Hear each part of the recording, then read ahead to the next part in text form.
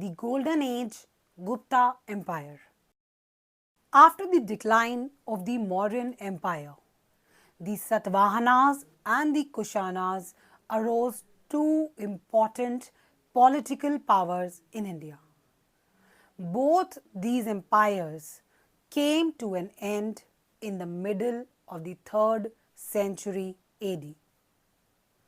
On the ruins of the Kushanas arose the empire of the Guptas. After the Mauryan Empire, it was the second most powerful empire of ancient India. The mighty Gupta Empire kept northern India politically united. Prashastis. We get information about the Guptas from literary as well as archaeological sources. One very important source is the Allahabad pillar inscription, which praises military achievements of Samudragupta, the most powerful warrior king of the Gupta dynasty. Prashasti is a special kind of inscription. Prashasti means in praise of in Sanskrit. Prashastis were composed by the poets praising and glorifying the special qualities and achievement of the kings. The Allahabad pillar inscription composed by Hari Sen, the court poet of Samudragupta. This Prashasti gives a long list of rulers he defeated with their names and territories. Moreover, the Prashasti glorifies and praises Samudragupta not only as a great conqueror but also as an accomplished poet and a talented musician. Thus, Prashastis are a very important and unique source of information about the Guptas. Literary sources of the Gupta period also include writings by famous writers like Kalidas and Bhas and accounts of foreign travelers like Fayan. We also know about the Guptas from the world famous Ajanta paintings and from the large number of gold coins produced by the Guptas. Chandragupta I, 320 AD to 335 AD. The founder of the Gupta dynasty was Sri Gupta, who ruled from 240 AD to 280 AD. However, it was Chandragupta I, 320 AD to 335 AD, who made the dynasty powerful. He made Patliputra his capital. His kingdom extended from Magad to Prayag or modern Allahabad, Saket or the region of Ayodhya was also under his control. Thus, he managed to bring under his political control the mineral-rich Bihar and fertile plains of Uttar Pradesh. This material prosperity enabled Chandragupta I to establish a powerful kingdom. He also strengthened his political position by marrying into the politically powerful Lichavi family. Samudragupta 335 AD to 380 AD. The Gupta kingdom was extended by Chandragupta's son and successor Samudragupta 335 AD to 380 AD. His court poet Hari Sen wrote a glowing account of his military achievements. This was inscribed on the Ashokan pillar at Allahabad and is known as Prayag Prashasti. Prayag is the ancient name of Allahabad.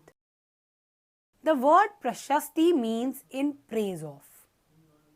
This pillar also has an edict of Ashoka on one side. Samudragupta was not only a great warrior, he was also a wise and able administrator. Though he defeated many rulers, he did not absorb all the defeated states into the Gupta Empire. He knew that it was very difficult to rule a vast empire, so he did not overextend his kingdom. Hari Sen's accounts describe his victory over 5 kinds of kingdoms. Rulers of the Ganga Yamuna Valley or Aryavarta, that is northern India, were defeated, and the present day Delhi and western Uttar Pradesh were brought under his direct administration. Rulers of eastern India, including the frontier states of Assam, Nepal, and coastal Bengal, were made to accept his overlordship. They were not made a part of Gupta Empire, but they became subordinates and paid him annual tributes and attended his court. 12 rulers of the Deccan or Dakshinapath surrendered to Samudragupta after being defeated, and he then allowed them to rule again. The forest kingdoms situated in the Vindhya region were also defeated and brought under the control of the Gupta Empire. The descendants of the Kushanas and Shakas ruling in Afghanistan and the ruler of Sri Lanka also submitted to him and offered their daughters for marriage. If we believe in the glowing praises of Samudragupta as inscribed on the Ashokan pillar, it seems that Samudragupta never knew any defeat, and because of his bravery and ambitious spirit, he is often referred to as the Napoleon of India. Chandragupta II, 380 AD to 413 AD. Samudragupta was succeeded by his son Ramgupta, who was captured by the Shaka satraps. Then his brother Chandragupta II defeated the Shaka satraps. Chandragupta II, 380 AD to 413 AD, took the title of Vikramaditya. During his reign, the Guptas attained the highest power and prosperity. He inherited a vast kingdom and defeated the Shakas of western Malwa and Gujarat. He acquired control over 3 prosperous ports of western India: Broch, Cambay, and Sopara.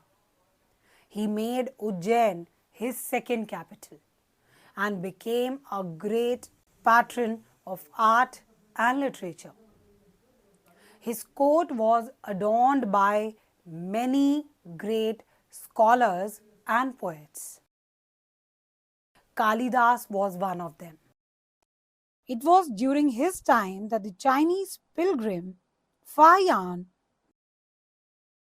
visited India and gave a detailed account of the life of the people in his writings. Fall of the empire.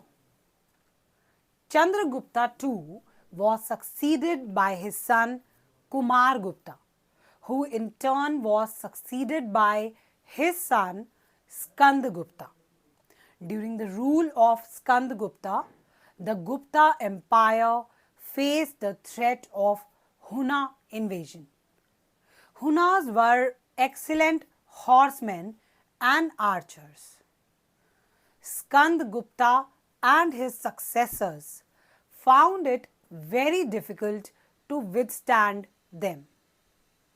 While the Gupta rule lingered on till the middle of the 6th century AD, the glory of the Guptas had faded a century earlier. System of administration. The Gupta kings were all powerful. They adopted high-sounding titles so that they are regarded as powerful by their subjects such as Parameshwara and Maharaj Dhiraj. The king maintained a standing army which was supplemented by the forces provided by the feudal lords. Chandragupta I was the first to adopt the grand title of Maharaj Adhiraj. The Guptas divided the empire into provinces, districts, and villages.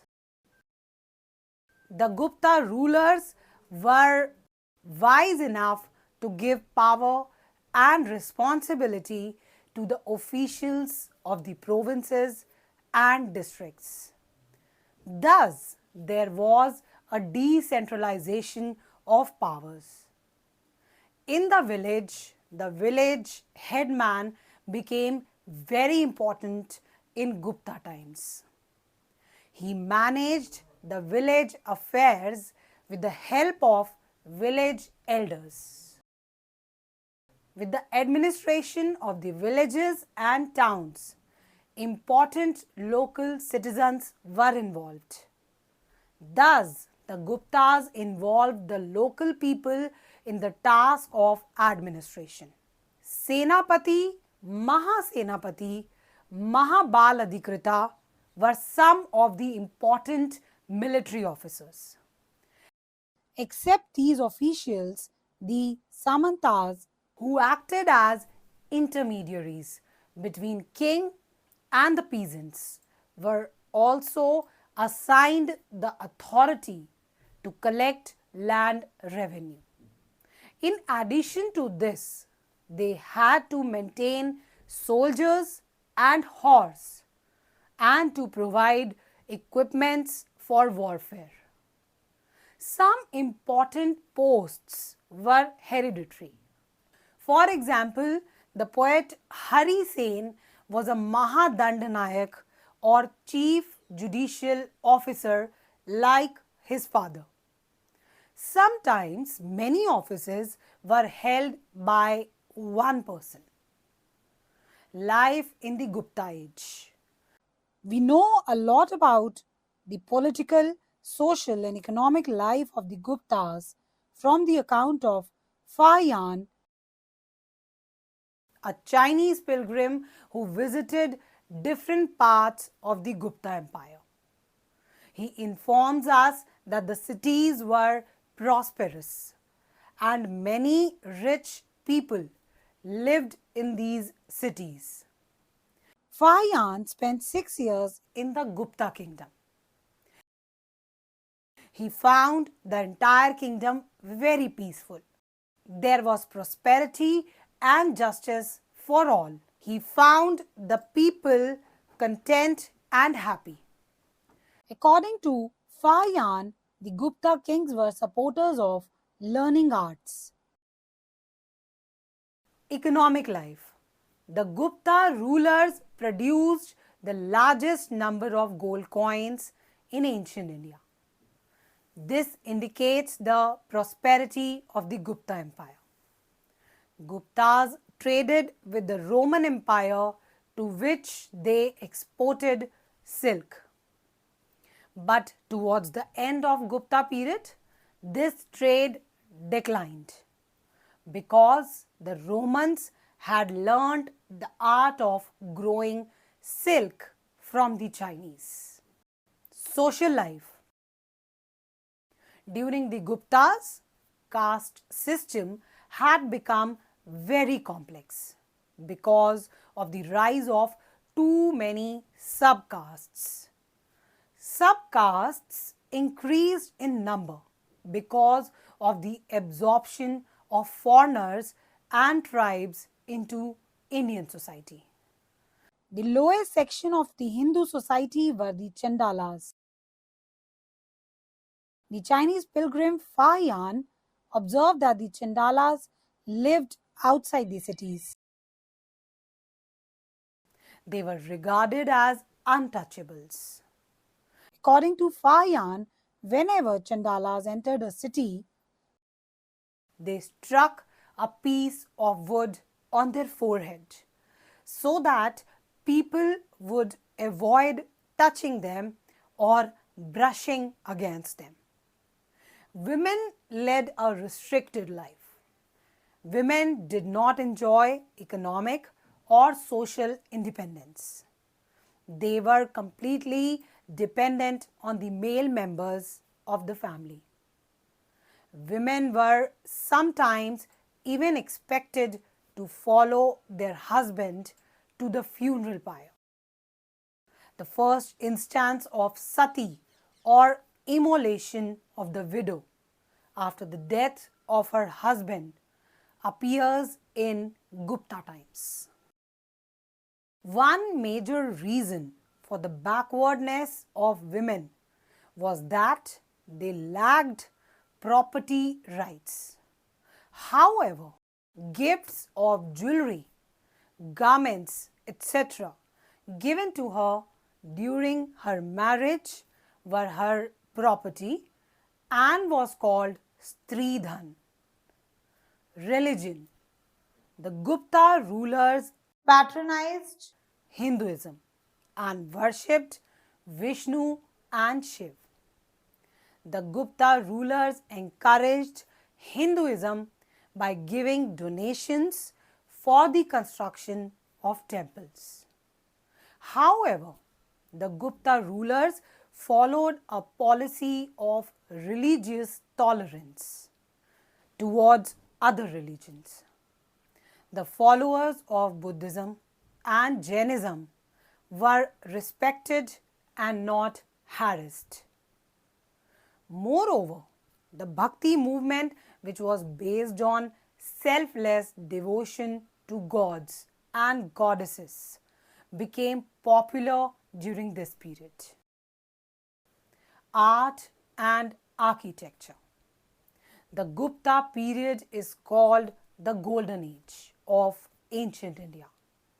This may not be true in the economic field because several towns in North India lost their importance during this period. Trade too declined by the end of the Gupta period. But in the field of art and especially literature, the Gupta age was definitely the golden age of ancient India. Both Samudragupta and Chandragupta too were patrons of art and literature. Samudragupta is represented on his coins playing of the veena, and Chandragupta too had the Navratnas, 9 gems, including Kalidas in his court. Architecture flourished under the Guptas. Many temples were built. The temples constructed at Deogarh in Jhansi, Bhitargaon in Kanpur are worth mentioning. In the Gupta period, beautiful images of Buddha were made at Sarnath and Mathura. More than 2-meter high bronze image of the Buddha has also been found, which belongs to the Gupta period. However, the greatest specimen of Buddhist art in Gupta period is provided by Ajanta paintings. These paintings depict various events from the life of the Buddha. These paintings are lively and natural. The brilliance of their colors has not faded even after 14 centuries. The craftsmen during the Gupta period excelled in the craftsmanship of bronze and iron. Several bronze images of the Buddha began to be made in the Gupta period. In case of iron works, the best example is the iron pillar, found near Qutub Minar in Delhi, manufactured in the 4th century AD. The pillar has not rusted in the subsequent 15 centuries. It shows the superb quality of the metal and technological skill of the craftsmen. Literature. The Gupta period saw the birth of rich literature. Excellent poems and dramas in Sanskrit were composed at this time. The world-famous Kalidas adorned the court of Chandragupta II.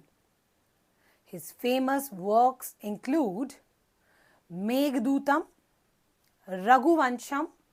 Abhigyan Shakuntalam is considered to be one of the best 100 literary works in the world. It is one of the earliest Indian writing to be translated in European languages. The world-famous stories for children called Panchtantra by Vishnu Sharma were also written during this period. Science and technology. Aryabhat and Varamihira were two famous mathematicians and astronomers of this period. Aryabhat was a great astronomer who propounded that the earth moves around the sun. He also stated that the earth moves on its axis. He made this unique discovery on the basis of his mathematical calculations. He also discovered the cause of the lunar and solar eclipses. He also calculated the position of the planets. He wrote a book on mathematics and astronomy called Aryabhatyam. In the field of mathematics, Aryabhat knew about the decimal system. The concept of zero was also known and introduced to the world by Aryabhat. Varamihira, Another famous astronomer, wrote Brihat Samhita. He stated that the moon revolves around the earth and the earth revolves around the sun. It is because of the excellent achievements in art, architecture, science, and mathematics that the Gupta period is known as the golden age of ancient India.